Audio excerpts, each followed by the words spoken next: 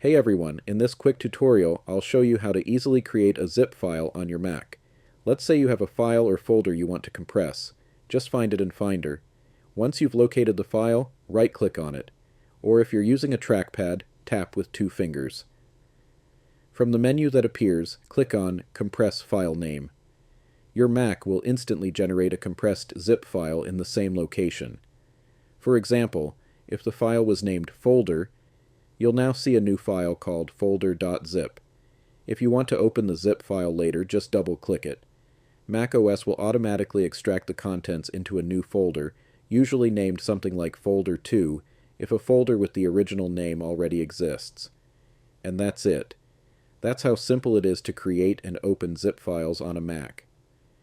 If you found this video helpful, drop a like, share it with someone who might need it, and don't forget to subscribe to the channel for more Mac tips. See you in the next one.